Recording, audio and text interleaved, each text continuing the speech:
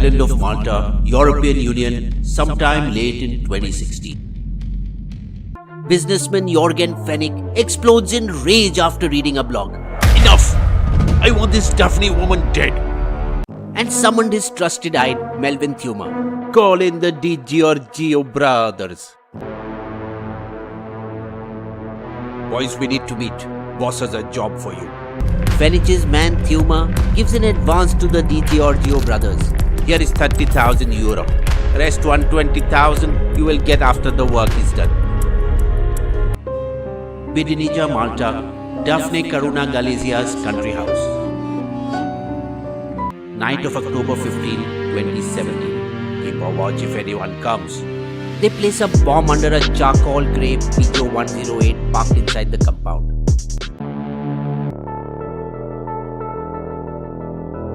"3 p.m. the next day, as their target Daphne sits in a car and turns on the ignition. She's left the house.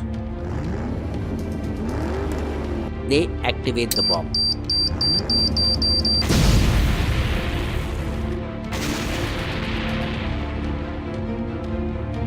Hearing the explosion, Daphne's son Matthew, himself a Pulitzer Prize winning journalist, runs out of the front door of his house, barefoot, where on the dirt gravel road he sees fire flaring from his mother's burning car. Bomb! 53-year-old Daphne was an investigative journalist whose blog running commentary drew more readers than the circulation of all of Malta's newspapers combined.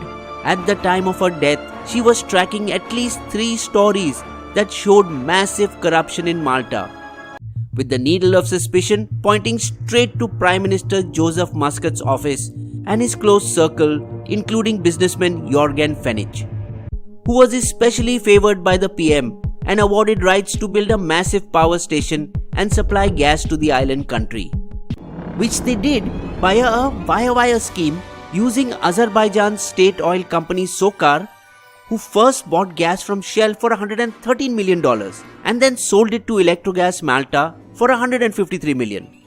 A company in which they themselves were partners along with Fennich's company and Germany's Siemens. Electrogas then supplied this gas to Malta's main utility company in Malta for exactly the same price at which they had bought it, $153 million. And Malta then converted this gas into electricity and distributed it to the citizens of Malta. So on the surface, it seems that Electrogas is supplying gas to Malta without keeping a penny of profit. But actually, $40 million has already been siphoned off even before the gas reaches in Malta. Of this, $2 million ends up in 2 Panama-based offshore companies via Fennich's Dubai-based firm 17 Black.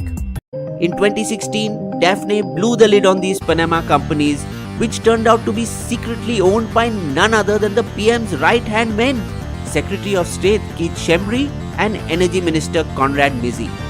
To scare her into silence, Daphne had been attacked several times earlier. Her pet dog was found dead with its neck slit. Her house was set on fire, and she received regular death threats on social media. Even her son Andrew was fired from his diplomatic job in India. Did she go too far this time? And did her discovery of kickbacks and corruption within the Prime Minister's circle put the last nail in the coffin of Malta's most outspoken and fearless journalist? With a population of just more than 450,000, Malta is the youngest and smallest member of the European Union, but has recently gained from the problems in other nations.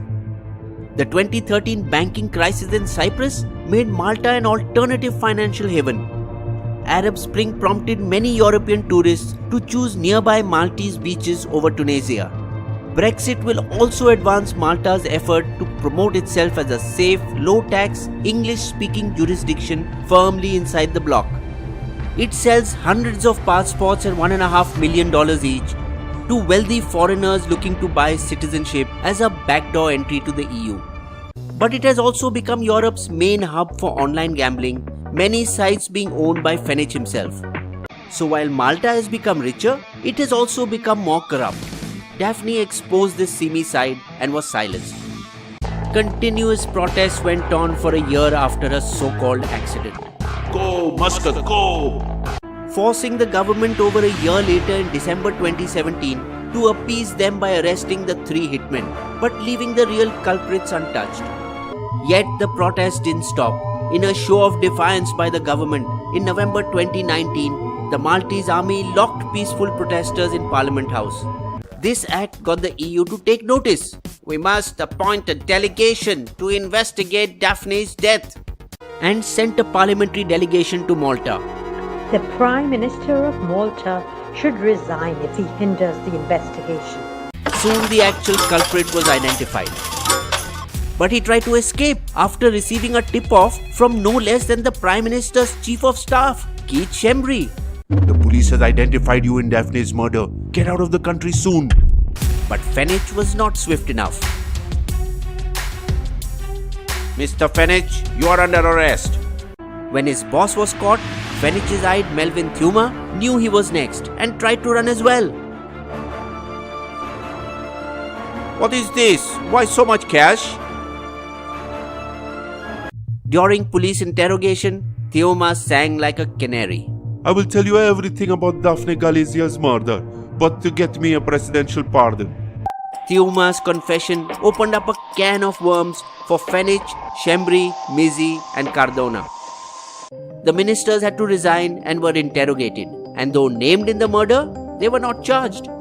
But Prime Minister Joseph Muscat still acted as if he could get away untouched, briefly locking up some 100 journalists in a room. You can't run away from our questions. And went on the counter-offensive. The Galizia family is trying to tarnish my image. But after much pressure from the public and the EU, Muscat finally resigned in January 2020.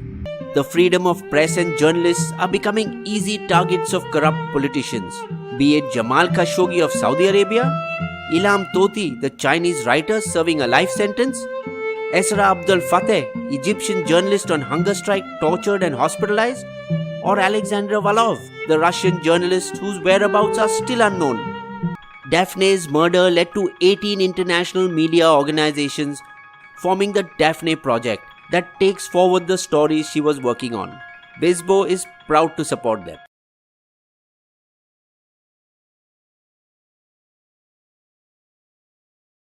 Bisbo's Limerick. There was a journalist from Malta who in her investigative work did not falter, but the people she exposed believed a threat she posed and killed her in order to halt her.